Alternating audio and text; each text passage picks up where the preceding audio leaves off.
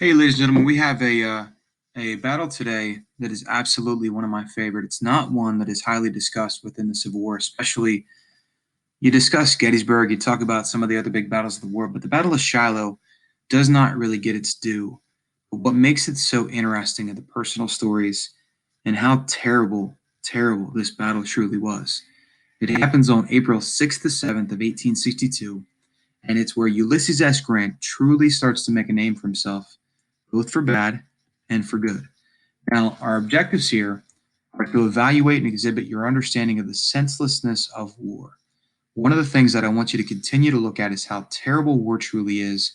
You looked at that yesterday, but I want you to also kind of double down on it and look at it as well today because the Civil War, despite the fact that it's very intriguing, it's one example of how terrible war truly is. How much life can just change at a glance. Like in a second, all of a sudden someone's life is blown away. And so war is terrible, no matter what the cause is, no matter what the purpose is.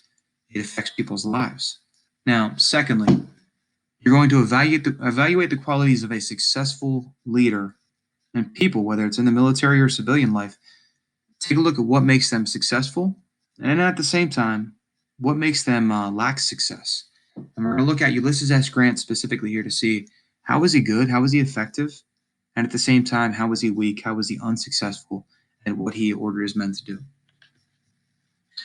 We are also going to take care of round two of our battles game, and what this has to do with is the Battle of Shiloh in Tennessee here, and I'll give you the summary for it. On April 6th of 1862, the Confederates stormed out of the morning darkness to surprise the Union infantry.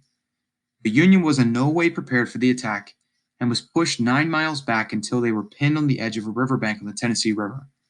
Both sides have taken extreme casualties in a fight that has lasted all day, and the time is now 6 p.m.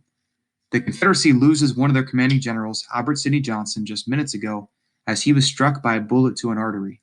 The question is, what do you decide to do at this moment? Nighttime is approaching quickly, and the Confederacy has the Union trapped.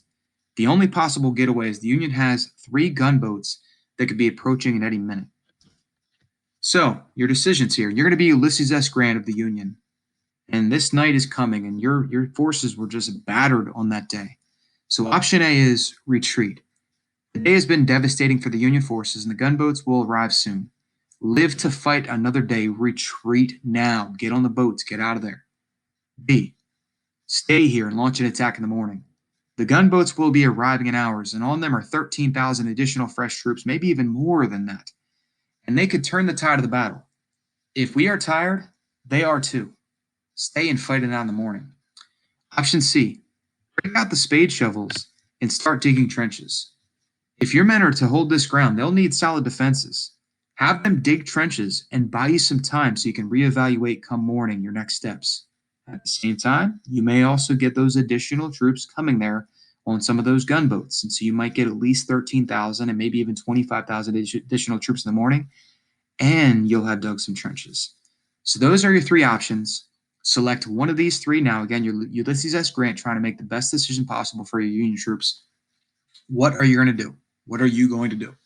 If you'd like to pause me now to try to take a look at those again, make a decision, please do so. I'm going to move forward here in a second. Okay, here we go. So, if you chose option A to retreat because the day has been too devastating and it's best just to leave now, that's surprisingly the poorest choice of all. You accepted defeat. You earned 0 points for this. If you chose B, to stay here and launch an attack in the morning, you're believing the gunboats are going to show up with those additional troops.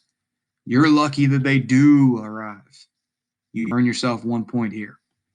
If you chose option C, to start digging trenches and buy your men some time just in case those additional troops do show up overnight or the next morning, that is the best choice possible. You are the greatest leader here that we have. So these defenses will always give you a better chance of victory. Give yourself 2 points here. Now, for our lesson today, you're going to take a look at is how Grant was both a terrible planner and a tremendous leader all in one fell swoop, how he was bad and good all together. And also, how terrible a battle the Battle of Shiloh was, how devastating how it involves so much destruction of life. And we're going to take a look at that towards the end of the lesson. What I want you to do next is to take a look at this video that's created by the American Battlefield Trust. So stop me for now and then move ahead in the presentation, watch this, and I'll have another screencast for you from me later.